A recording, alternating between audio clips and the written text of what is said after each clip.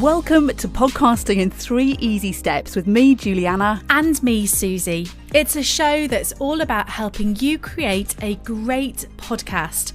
Are you ready to share your voice with the world but don't know where to start? Well, you've definitely come to the right place. We understand the excitement and challenges that come with launching your own podcast. In this show, we break down the podcasting process into 3 simple steps that will guide you from idea to a brilliant podcast your audience will love. Our mission is to make the podcasting journey accessible and enjoyable for everyone. Together, we'll explore the ins and outs of podcasting, from crafting engaging content to finding your own unique style and also connecting with your listeners. It's our aim to empower you with the knowledge and tools you need to get going. Because podcasting isn't just about recording, it's about building a community, making meaningful connections, and sharing your passion with the world. We're here to support you every step of the way. So grab your headphones and get ready to begin your show. And don't forget to hit that follow button so you never miss an episode. In this episode, we're going back to basics and talking about the essential equipment you need to get started with your podcast. We're keeping things as simple as possible, and the easiest way to get going is to record straight onto your laptop. So the first thing that you'll need is a USB microphone. And there are loads and loads of fantastic podcast microphones available, and they're getting better all the time. There are more and more options available, and the prices are coming down. So, Suze, what do you use? Yeah, and it can get complicated, can't it? Because there are so many on offer. So we're going to talk about the ones that we love. So the one that I love is the NT Rode USB mic. It's really simple to set up. You just literally pop the USB in the back of your computer. So I use a PC, so it goes straight in the back, and it's basically set up. You've got a pop shield on the front, and you've got a mic stand, and these go for about £140 at the moment. How about you, Jules? So the one that I'm using at the moment is an Audio-Technica AT 2020. So that is 3 years old. It's a pretty decent microphone. The cost is about £120 or £30. There's a newer version out now, and it's good for recording audio only. I use an XLR microphone. An XLR is a 3-pin plug one. The problem with that is you can't plug it directly into your laptop. So if I'm recording straight onto a laptop, I'll use the USB Audio-Technica one. But there are loads and loads of options on the market. Some of the podcast-specific ones, there are the Snowball microphones. There are 2 options. There's the blue Snowball Ice, which is it's a round microphone. The advantage of using the Snowball microphones is they are designed specifically for podcasting. They come on a nice stand. They look great. But also you can record multiple guests in person, which can be really handy. If you're looking to do some recordings remotely and some people in person, then having that is really useful. So the cheaper one is the Snowball Ice, and that is £47. And then the blue Snowball is slightly more expensive, and that is about £70. Also made by Blue, which is a very popular podcast make for microphones, is the Yeti, and that's a really popular microphone, and that is at £109. I guess one thing to mention at this point is whatever you use, just make sure you're using it in the right way, and we will talk about that in other episodes. Brilliant. So we've got something to record on. How about headphones, Jules? Because they are an essential, aren't they? Absolutely. So the crucial thing with headphones, they don't need to be expensive. You're going to spend your money, spend it on a microphone. Headphones can be cheap, but you want overhead, over ear, plug-in headphones. So they've got something which goes over your head, holding them in place. They've got round things that go over your ears, and also you plug them in. Don't use Bluetooth headphones because they will cause no end of problems, particularly if the battery runs out. They often also have built-in microphones into the headphones. AirPods are the classic example. And the microphones that are built in aren't as good as the microphones you're going to get that you plug in separately. When you've got USB headphones with built-in microphones, they often override the microphone that you might have attached separately or to your computer. And also, Bluetooth headphones might connect to your phone rather than your laptop. So it just makes it more complicated. The sound quality is not as good. They're more problematic. So get yourself a pair of cheap overhead, over-ear plug-in headphones. So a pair that I have, which are great. I bought them at an airport about 4 years ago. They are JBL Tune 500 and they are currently $18.99. Also, Audio Technica do a great range of headphones. The headphones that I'm wearing now are Audio Technica. So they're professional headphones that they sell. They've got the M20, M30, M50 range. So the M20 is the most basic pair. M20X, they're £49. The M30X are £68, and the ones I have are the Audio Technica M50X, and they are £129.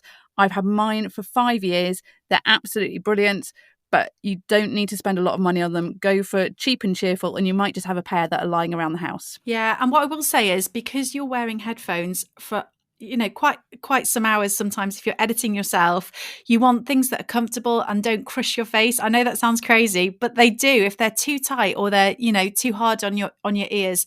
And that's why we would suggest avoiding the ones that are in ear. Sennheiser do a great set of headphones. I've got a few pairs of these are just 17 quid, and these are the HD 206. And the ones that I wear, which you often see like broadcasters wearing, because they are just so comfortable to wear, and you will pick up every sound in them, is the DT 770s, which are the Beyerdynamic ones.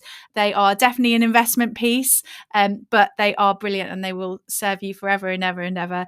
The thing about good headphones is that you will pick up every single noise, so it will really help you with your editing, and also when you're recording you will notice things more than just a very cheap pair. But if that's the budget, get started, but at least have the ones that you plug in. Please do not use the AirPods or the earbuds or whatever they are. They are just, everyone knows my view on those things, because they just interfere with your recording. Okay, so something to record into, I think, is probably a key thing, isn't it, Jules? What's next? Yeah.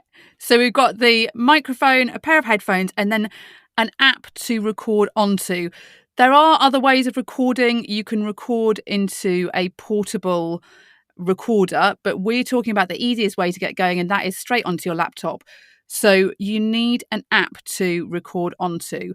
So there are a few apps that we would recommend. Spotify for podcasters. It used to be called Anchor, and that is Spotify's all-in-one podcast recording, editing, creation, and hosting platform. It's free, which is the huge advantage it has over any of its rivals. And it is probably the easiest and cheapest way to get going. You can record with you straight into Spotify for podcasters. They are also introducing it so you can speak to a guest over that as well.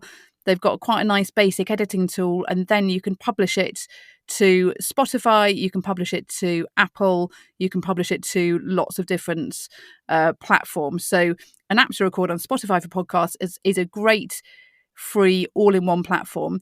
If you're speaking to multiple guests and you want to include video, then I'd definitely recommend Riverside, which is what we're recording on now. It is a podcast-specific recording platform. It's got video built in as standard. You can opt to record video or just record audio. But it's got loads and loads of brilliant new features. It's got a new AI cleanup feature, which takes out some of the ers and ums, removes any background sound. You can edit using a transcript with Riverside, which is amazing. So you can go through, and if you see a sentence you don't want to include, you can delete that. That will make it a little bit clunky, but you can do finer editing on it as well. So Riverside exploded onto the podcasting scene a few years ago and really stole a march on its competitors. So I have the professional subscription for it. There is a free option which gives you 2 hours free recording, or the standard option, which is $15 a month. Yeah, it's absolutely brilliant. And they've got really good editing tools now, and they use AI to do that for you, to be able to create clips from your video as well. So if you think I'm recording video, but I don't know where to start with editing those videos, they will make really good suggestions for the clips as well. So definitely check out Riverside. I think the other thing just to mention is obviously you need something to record into, so your laptop or a PC, and just make sure that you've got somewhere to store all your audio. So I use the G Drive, the Google Drive, to store my audio now, because those files do take up a lot of space, and especially if you start including video in that. There's also Dropbox, so you could use an external hard drive as well, I guess. Yeah, so I've tried an external hard drive. I find it a bit of a faff to plug it in. So I use Dropbox, but that's because the company I work with uses Dropbox. I've got a business account through them, and I've also got my own personal account that I pay for. I use Google Drive. I use that mainly for my documents, but I sometimes store audio there. But yeah, on Riverside, just to point out, all your audio is stored in the cloud on Riverside, so you don't need to download much of it. But yeah, do bear in mind when you start downloading files to your laptop, if you don't have a big hard drive with lots of space on it, it will quickly start filling up.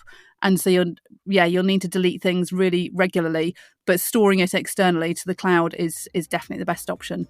Brilliant. So back to basics. The 3 things you need, Jules, just to recap, we need a USB microphone, headphones, ones that plug in, over ear, overhead, plug in, and we need the software to record into. Brilliant. So keep it really simple. That's what you need to get started. Thank you, Jules.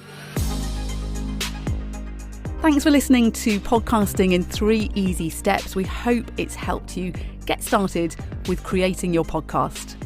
Please share this episode with someone you think would love it. Follow so you never miss an episode, and leave us a review. Oh, and also get in touch to tell us about your podcast, and we'll share it with our listeners too. Thanks for listening. Bye. Bye. See you next time.